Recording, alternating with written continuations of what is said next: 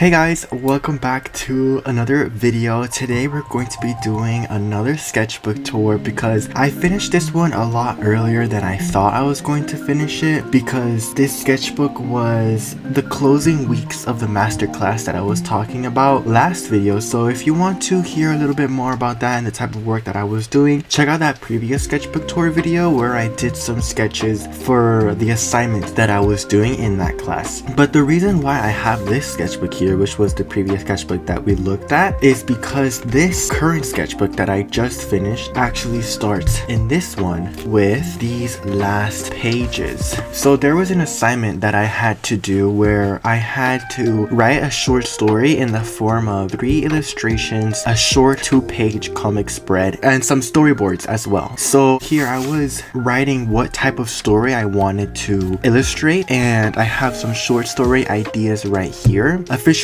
saving up a washed up boy, or a girl being transported into another world, or a mermaid saving a drowning fisherman. So from here I knew that I wanted to do either a fisherman saving a washed up boy or a girl being transported into another world. So throughout these other pages I'm exploring the narrative further to see how that would look like as 3 illustrations, a comic spread, and the storyboards as well. So here I wrote down the narrative of fisherman saving a washed up boy, and I was writing down the key story beats to help me break down this narrative further and to have a better idea of what I'm getting myself into. So the first key story beat is that a fisherman finds a boy beached up on a shore. And the second story beat here is the fisherman taking the boy back to their house. And then the third story beat is the wife of that fisherman is cleaning that boy up. And here I wrote a note that the narrative was too complex for a 2-page spread because you have 3 major setting switches, and to fit all of that plus the information of the boy being washed up and cleaning the boy and stuff like that, it's going to be a lot of information to put within 2-page comic spread. Maybe as a 3-piece illustration it will work better because those are more standalone, you can put more information in that. But since comics, you have to work within kind of like a smaller scope because you can't really put as much information as you can with an illustration because it'll just be too much of an overload. So I decided not to go with this one and to go with the girl being transported into another world. So here I said that it was going to be inspired by Suzume, which is one of my favorite animated movies. I love that movie so much. And here I was writing the key story beats as well. A girl doing yard chores and gets distracted by a magical butterfly. The second one is that girl follows that butterfly to a mysterious door. And the third story beat is girl peeks through the door's keyhole and sees a magical world. But I was reworking that idea because I was not liking the idea of like doing yard chores and like it being a city girl because it was inspired by Suzume, and I was just not liking that idea for this personal narrative that I was doing. So I reworked it to a young girl playing in her backyard and gets distracted by a butterfly, that she chases this butterfly to a mysterious door in the woods, and the butterfly goes into the keyhole and unlocks the door. The door opens to reveal a magical place on the other side. I really love the idea of the butterfly going into the actual keyhole to unlock the door, and also changing the idea to match this gave it a more Studio Ghibli vibe, which is just a very appealing aesthetic.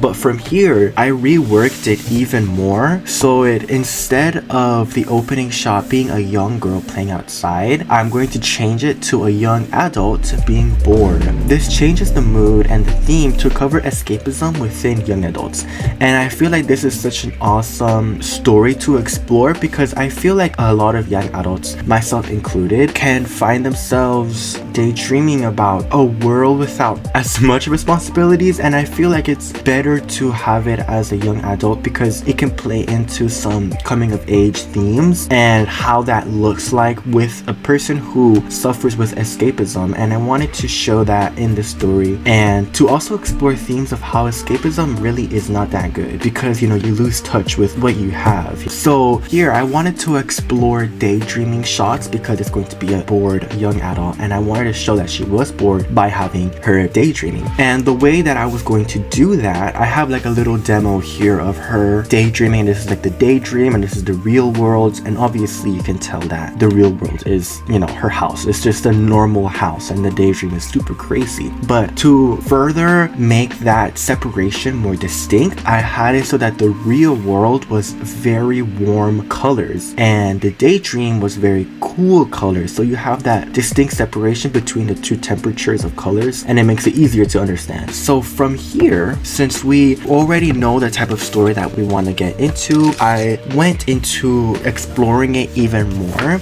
And I started on the storyboards to see how the story progresses. And these are not the finished storyboards, these are just sketches to get an idea. Here in the first one, it starts with a bored girl daydreaming on a couch. And then she stops daydreaming because of something that she hears. And the butterfly is tapping on a window. That she starts following the butterfly. And the fifth storyboard is like the camera is looking out of the sliding door to her being outside in her backyard.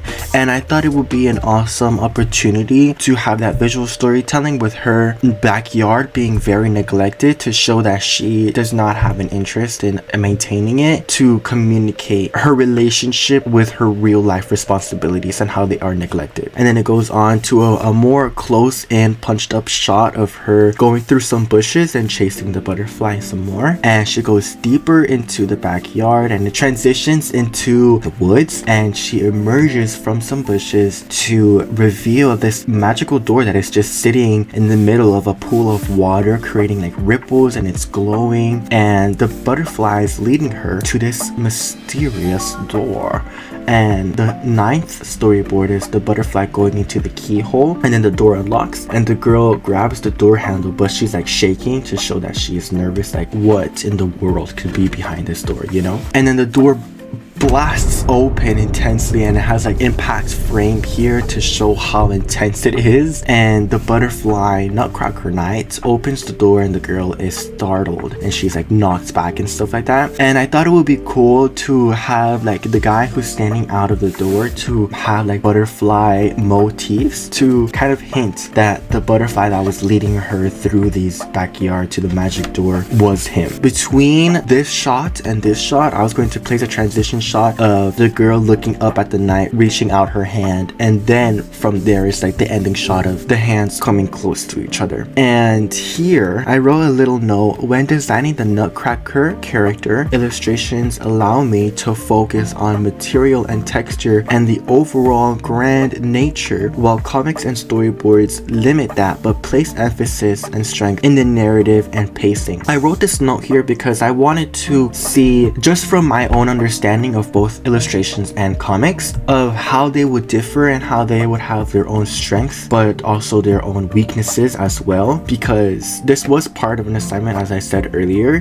for the masterclass course that I was doing for Gabriel Quinn at the time. And yeah, I just wanted to write this note to write down my thought process, because I found that writing down my thought process and just putting it down was able to make it so much easier to see the direction that I want to go in. It was able to clear my mind so that I can think of more explorations that I can do. So here I was designing the two characters. I wanted it to be very simple because I didn't have so much time to create super in-depth character designs, so I went with really simple, easy to read, like what their character is. So she's like very bored. She has like oversized baggy jacket and baggy joggers, like some slippers to show that she doesn't really like care. And I think this did an awesome way to show that she is bored, you know, and also with unkept hair showing that as well. And then for the butterfly knight to be a very stark contrast from her, and him to be very upkept and looking like a nutcracker, so he's like very structured because he's a soldier, and very graceful with the butterfly motifs, and very much out of this world with the exaggerated proportions and the super dramatic mustache. I thought it would be cool to explore that and how he looks more dreamlike and not real or like too good to be true. And here I said dream characters are purposely one note and can't understand complex emotions. And I thought that would be really cool, and a way to make the dream characters feel one note is to make his values feel very flat. And I think that's an awesome way to expand the story more, because the story is pretty much is that this girl who deals with escapism is, wait, I have to sneeze.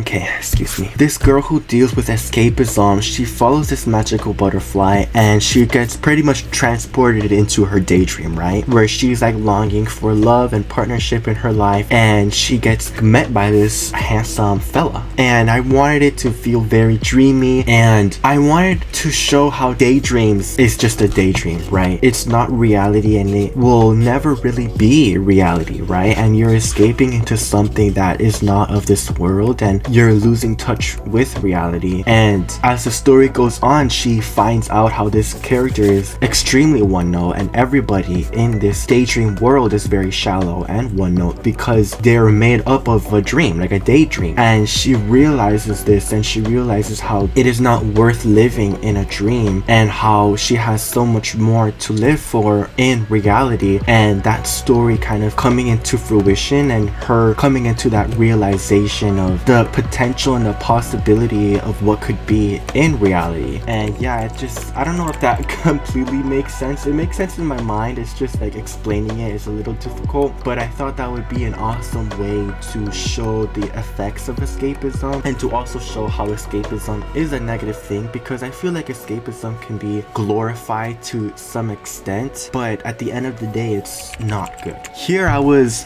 planning for the comic spreads and how they would look like on the page, and I didn't really explore too much with the paneling, which is something that I would go deeper on in this sketchbook, but I really wish I did, because I feel like, yeah, I'm happy with the overall composition of the panels, but I feel like I could have explored more, you know. But this is my first time ever doing something like this. Like, this is my first time doing a comic spread, so obviously for the first time it's gonna be a little rusty, but yeah, it's cool to see where I started. And I'm just writing some notes down how I wanted to have some organic framing, that it's not like a strict panel shape, but it's more organic, so that would be pretty cool. Here I was doing like a color map, like exploring what I said before, how the daydream is very cool and the reality is very warm colored, and I thought it would be cool to explore like a sunset type of color and have some pinks in there, because here I was planning for the Nutcracker character to be very blue and the bored girl to be very pink. Here I was following the same panel layout that I have here and putting in the different colors to see how it would look like, and having that transition from the very orange colors here in the top to having some pinker colors and some purples, and then transitioning into that blue very cool tone, so it has that sunset type of feeling. And here, because the panels were so small when I was planning it, I wrote down, like I numbered them, and then down here I wrote down what those numbers meant. So that was that for the comic planning. And then here for the illustration planning, I wrote down the 3 different illustrations, planning them all in one page to see the consistency and the story pacing, to see if it makes sense. So for the first illustration planning, I was going to show her going through her neglected backyard with a 2-point perspective looking down, kind of like an isometric perspective a little bit. And I was kind of like questioning this one. I didn't really know if the composition felt so impactful. It looks too much like a video game, and I feel like that looks more like game art and not illustration, you know. And here in the second illustration planning, I was showing the door and the butterfly and having like that golden ratio type of composition where it swirls about and the butterfly is going to the door, and there's some like floating raindrops and some foliage here on the ground, her foot here to show that she is facing the door. And I really like this composition, and playing around with a Dutch angle, I thought it would be really cool to explore that. And then in the third is another 50-50 shot, because I really wanted to explore 50-50 shots because I never really do those. Here I'm continuing that planning for the illustrations, and here for the first illustration I was reworking it because I wasn't really happy with how it came out, and I was like writing down what was happening in this illustration to, you know, explore different possibilities of what this illustration can be. So the story information is the girl is entering her scruffy backyard to investigate a blue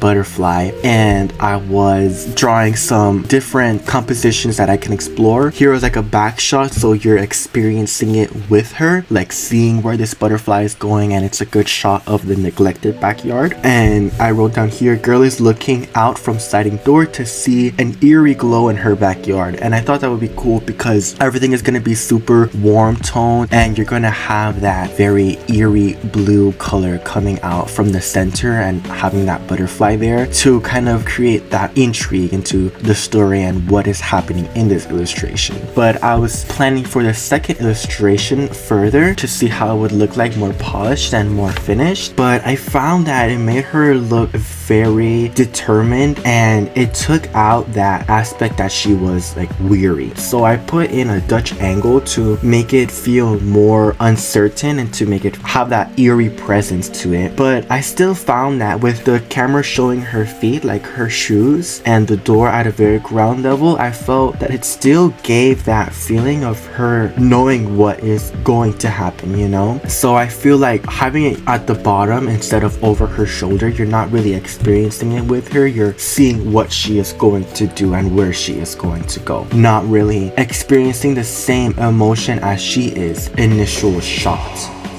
But I wanted to take a break from that and explore the third illustration. And the third illustration, I was pretty certain on what I wanted it to be, so it wasn't a lot of planning, it was just a lot more refining with the 50-50 shots. So but here I was just experimenting what facial expressions I wanted to have. Here I was doing some more experimentation for the first story illustration, and I changed it so that you're looking at her, she's still going through the foliage, but you're looking at her and having the butterfly. It's kind of similar to this one, but you have more foliage and stuff like that, and it feels more surreal and inspired by that Spirited Away scene where the main character is going through like those walls of flowers and having it feel very dreamlike and very exciting. And I wanted to capture that same energy in this one, and I kind of felt like I did, especially with the emotion. And I really wanted to experiment with hand painted backgrounds and digitally rendered characters,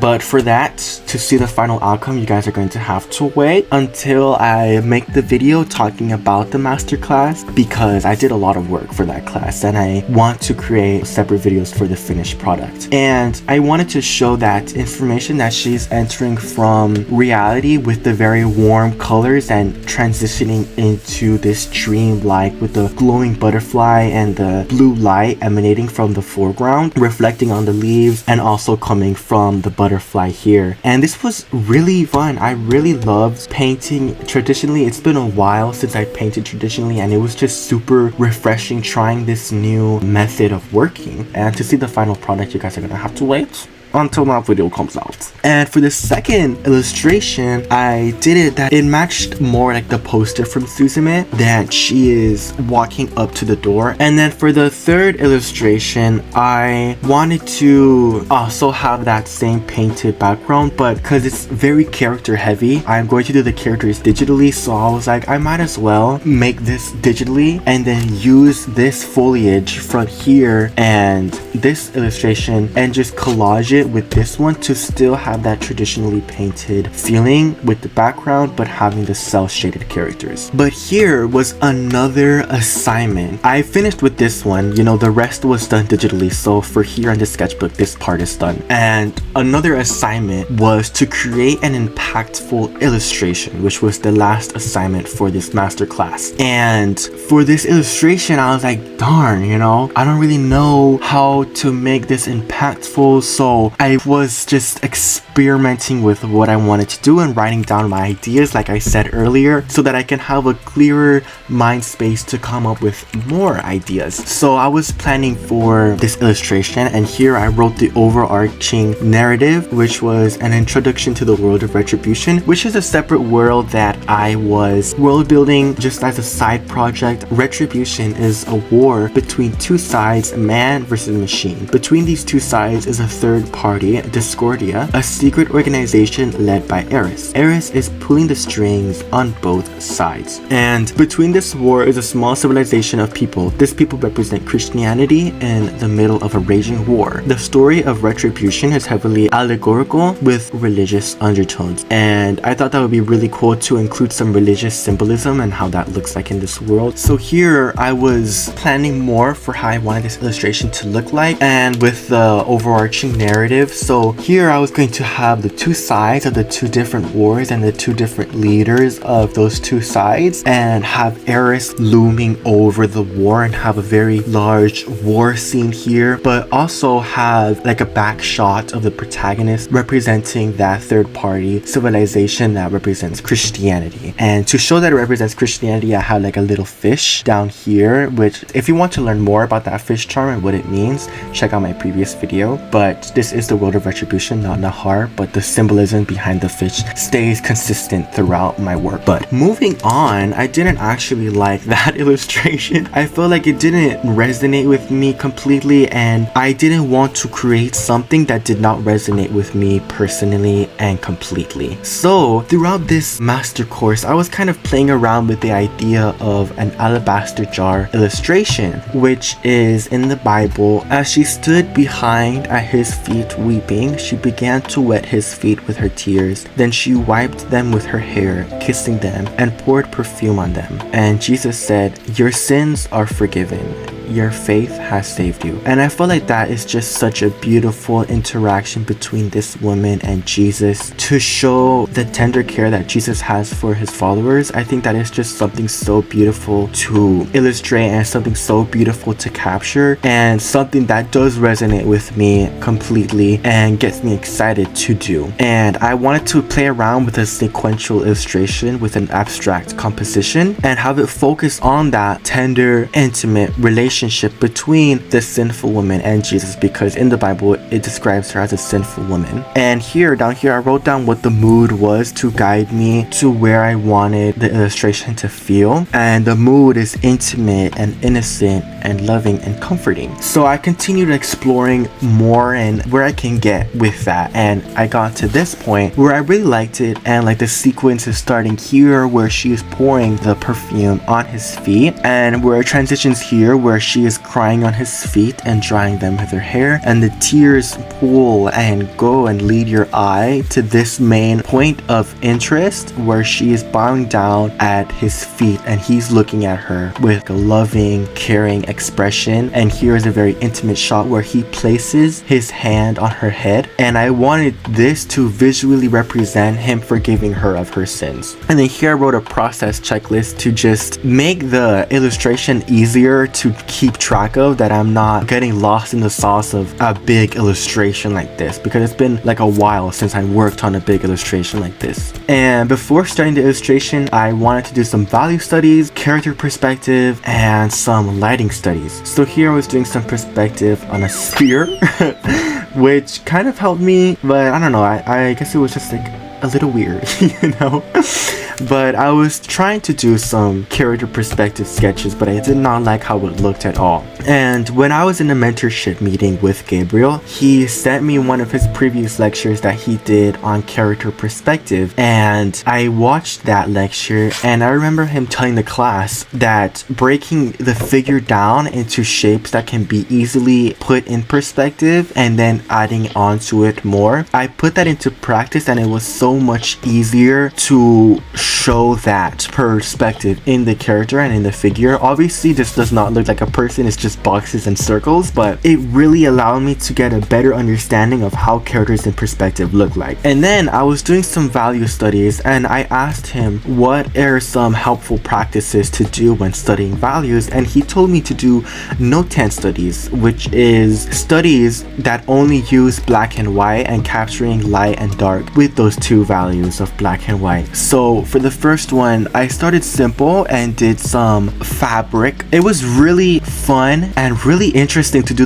these note hand studies because I've never done this before, and especially in the second one, it really taught me the importance of grouping values and what that really means, because focusing on all the individual shadows, it makes it feel very busy and have a lot of visual noise, whereas grouping the values together like what I did here in the third note hand studies of a mountain landscape, it just is a lot easier to understand what is happening and to see where the light is coming from and the dark and light shadows. And you can see that even more as I progress with the fourth landscape with mountains and some little cows in the foreground here and having like that darkness to show the shape of the mountain, and the cows here having that contrast from the meadow that they're on. And the fifth I did was a chair with fabric on it, and I feel like here I was able to group the values even more because in this reference there was like a lot of folds here, and if I went into the same mentality with this chair as I did with this second note hand study, it would have been so much visual noise and texture here, whereas leaving it empty implies that the light is hitting directly on that part of the chair, while having it very dark here, having those shadows and grouping it even more, because obviously there are folds here and there is highlights there, but having those highlights here in this note hand study will have more visual noise, making it more visually confusing for the audience to see. And I feel like I was able to truly understand grouping values here in this seventh note hand study, having the stairs leading up, and I feel like you were really able to see the stairs leading up and having like the foreground framed by these dark shadows here. I feel like I was able to really communicate what was happening in this photo, which is rocky stairs and foliage. Here I was doing some note hand studies again, but focusing on the portrait and how shadow interacts with the different planes of the face, and this was really fun. I really enjoyed doing these different note hand studies and grouping those values even more and focusing on the big shape of these two different values. And what has helped me a lot was keeping the photo small, like the photo reference small, and blurring my eyes to only capture the information that I truly need, which is capturing like the big shape that those shadows create. And that allowed me to keep it so much more simple and group the values so much better in my opinion. And here I was doing some note hand studies again, and here is actually where those classes ended. So throughout the rest of this sketchbook I was kind of like doing my own thing really, but yeah, that class taught me so much and allowed me to sketch so much as well and create a different mentality that it comes to sketching, and offered so many new points of views. And I'm so excited to talk about that master class with you all when I make those videos, so definitely stay tuned for that and keep your eyes open for that. Here I was planning, I actually finished the Tears of the Kingdom game, and I saw the cutscene with Ganon and like his revival and, you know, hydrating himself. For the people who have not played the game, it's going to be sounding a little weird, but I saw that cutscene and I was so inspired and I wanted to make a comment of it, and I wanted the sequence to show a slow anticipation towards a final outcome, and the final outcome was going to be a showdown between Link and Ganondorf. So for the overall narrative, I was going to start with Link following Zelda's voice through a cave, where he arrives in a cavern where Zelda is waiting for him. But Zelda's demeanor changes darkly, and it turns out that she was just a puppet, and fades and reveals a weakened Ganondorf, where he powers up and, you know, rehydrates, as I said, and gets ready to fight Link. The comic sequence, I wrote down like how many spreads I want to do, and like the first spread was going to be Link going through a cave, and then the second spread was Link discovering Puppet Zelda and dry Ganon, dehydrated Ganon, and the third spread was Ganon powering up, and the last spread was going to be a reveal of the strengthened Ganondorf. So for the first spread, I was planning how I wanted to show Link in the cave, and I had an idea of like an establishing shot of taking up the whole page with like a cave, and it's going to be a back shot of Link going through the cave so you're experiencing it with him, and the second shot having more punch in, closer shots of how that is going to look. And here I had it originally where it's going to have 3 main organic panels where he's going through the cave, but I really did not like how that looked, like at all. I thought it looked weird, like the pacing of it looked weird. So I redid it to show like a main body shot and then separate panels in the background to capture the different senses of the body, like the sound, smell, and taste, right? And I feel like that was able to bring in a good perspective for the audience so that it is immersive for the audience reading the comic. And for the sound, I was gonna have like water trickling from a stalactite down into like a puddle of water, and smell was gonna be like some mushrooms like releasing spores, and taste was going to be like him exhaling like a dry breath, like to show that he has been walking in this cave, adventuring through this cave for a long time. And I think it's so interesting seeing the different variations of how I wanted this spread to look and how I wanted this page in particular to look like. And I think planning is so interesting and allowed me to get to a really strong composition that I have here that I would not have been able to get to if I just stuck with the original shot. And I just feel like planning is so important when you want to have a good composition. And I never really used to plan before, but planning now, and pretty much this whole sketchbook is just a planning sketchbook. It allowed me to bring forth the best of my idea and the best exploration of that idea, and exploring all the different outcomes and possibilities of what that idea can hold is honestly so inspiring and so amazing to do. And I just love planning now, and I feel like it allows me to really get into a good outcome that I am happy with and that I am actively excited to work on. So for the second spread, I wanted like the reveal of Zelda to feel very like celestial and very like, I'm here, you know, you were looking for me, like here I am, right? And here, the first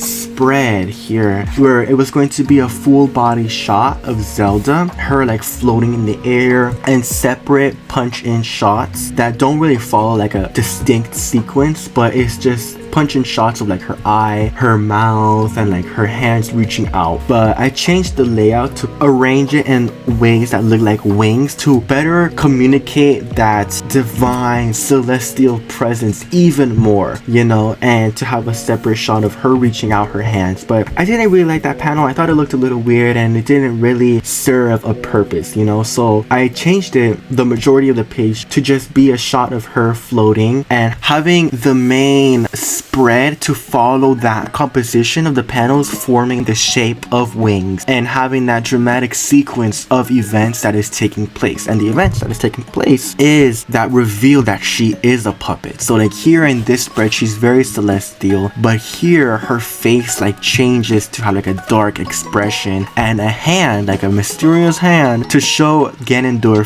puppeteering her and to show that she is a puppet. And you have this dramatic shot of Link reaching out to Zelda, but she's like fading away because she's just a puppet, and like having her fade away, and Link is reaching out to grab her, but it's too late and she fades away, and all that's left is like dust and particles, and he tries grabbing it but there's nothing there to grab. And yeah, I just thought that was going to be very dramatic and have a good emotional shot with Link to empathize with him and to feel that with him as well. So for the third spread, I was planning like a very dramatic reveal of dry Ganondorf, like a weakened Ganondorf, and have him like sitting on a pedestal of rock, you know, to match that cutscene more, because this is inspired by the cutscene. So some shots are going to be from that cutscene. And here I was writing down a script for what I wanted the dialogue to be. So Ganondorf would be talking to him saying, "Foolish boy, did you really think you can stop the darkness? I will bring forth dust to shroud this world in eternal gloom. I will seize Hyrule under the blood moon and then bathe it in eternal madness. witness the revival of your new king. And here I was like showing like where I wanted that text to be. And originally for the composition and the layout, I don't know what this panel was going to be, to be honest. I was just playing around with how I wanted the shape of the panels to look like, and have like a wide shot of his eyes, and his eyes like opening, right? And like a shot of him conjuring his gloom. But I did not like it. I wanted it to feel more organic. I experimented it to have like a shot of him conjuring up his gloom and then planting his hand down on the ground to match that cutscene more, and to have that impact of going all over the place. So I wanted to improve the flow of that and to continue exploring that idea because I thought it was pretty cool. So from that, I got here, which this, I really enjoy how this looks a lot. I feel like this really captures the dramatic feeling that I want, where he, in this upper half of this page, he's like conjuring that gloom, and then right in the middle he like puts it into a fist, you know, to match the cutscene, and then he like plants his hand on the ground, erupting that gloom, and have like that overall flow, like an S shape, to guide the reader's eye through this page. For the fourth spread, I wanted to put some more dialogue expanding from his, you know, speech here to say, I will reshape this world as it was meant to be, to match the cutscene. I will sculpt the land under my image. I will rule. And for the fourth spread, I wanted to have that reveal of him powered up, and it's going to show his hand like pushing off from the floor and him getting up, and like a back shot behind his head and like a smiling smirk. And then on this page, unsheathing his sword to match the cutscene.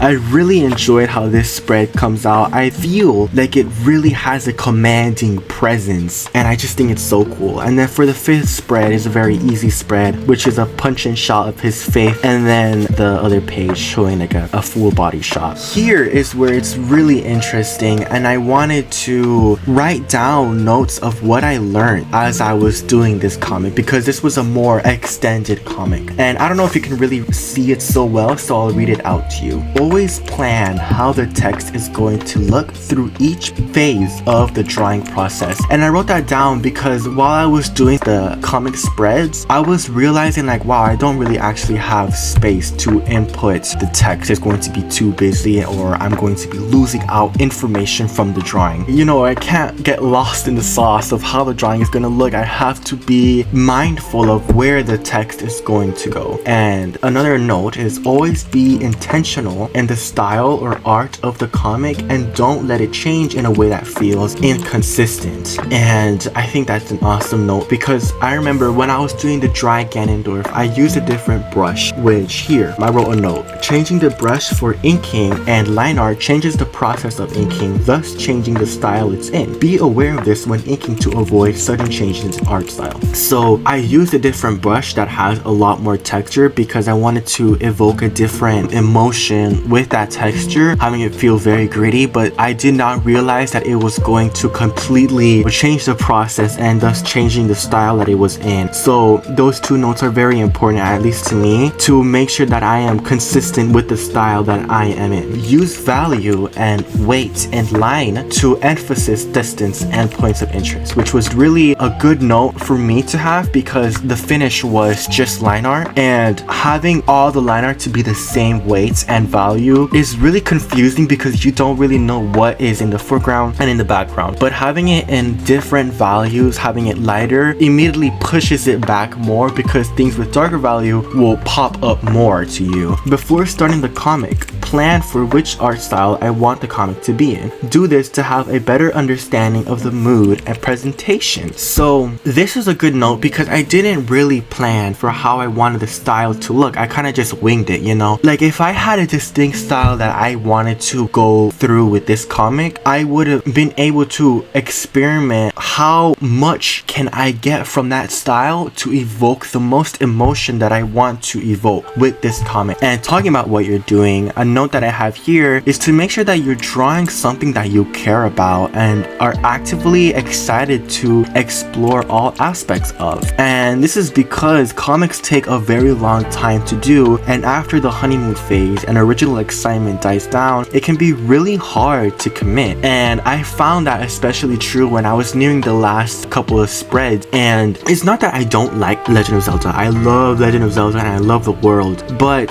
because it is not like my own creation, I did not feel that emotional tie and emotional investment to fully finish it. I did finish it, but it was kind of like hard to fully commit to something that, you know, was not mine. And this is no like shade to fan art. Fan art is amazing, and there are some really talented, amazing fan artists there that create such beautiful work that is, you know, sometimes better than the original. But personally, to me, I've never really done fan art, you know, and although this was pretty fun drawing characters that I really like, having the fact that these are not my characters made it a little hard to fully commit, because when it is something that I created, like my characters, like exploring that even more is just more exciting to see how they develop. That's more of like a personal thing, but drawing something that you're actively excited for is still really important, because when you're not drawing something you care about, it shows, and you're not exploring all the possibilities that you can deliver from that. And you know, it kind of goes further to always understand the pure intent of the comic and why you're doing it in the first place. So now that we finished seeing the notes that we took, the notes that I took and the planning, let's take a look at the final results.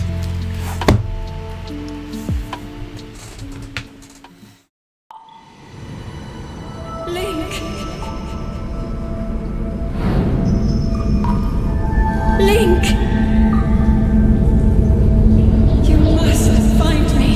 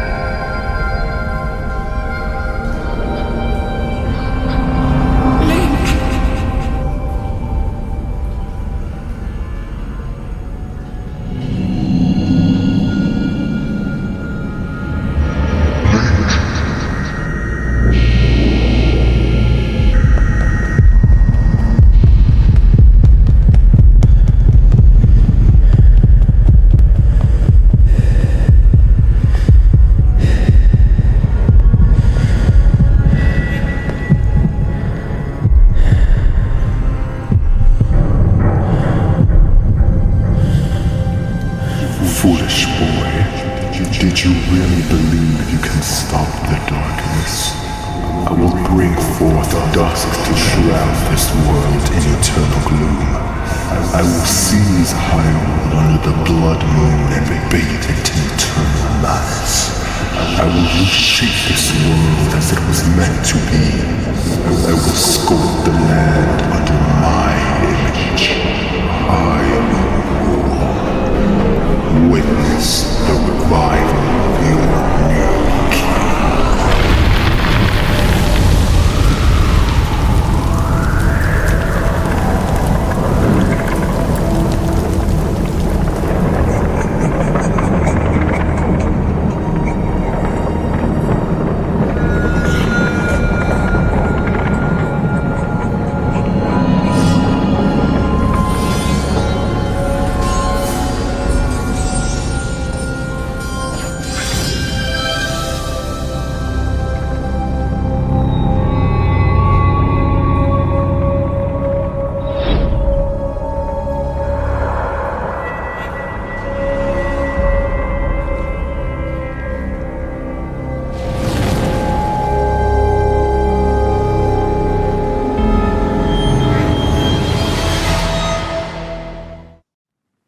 Thank you guys so much for watching today's video. I truly hope you enjoyed today's video and found it useful in whatever way. This sketchbook really changed my perspective of planning and the importance of planning, and I hope that it also did the same for you and opened your eyes to what planning could be and to show like a short example of what it means to truly explore, because you know when planning you can just continue exploring and exploring. Yeah, I just hope you guys really enjoyed this sketchbook and this video as well, and I hope you guys found it enjoyable. And I want to also thank you guys for the amazing support on the last video, and it was just amazing to see you guys joining in on this community, and I really hope you guys enjoy your stay in this community. And I hope that you guys have an amazing day or night or whatever time zone that you're in, and I hope that you guys enjoyed, and I will see you all in the next one.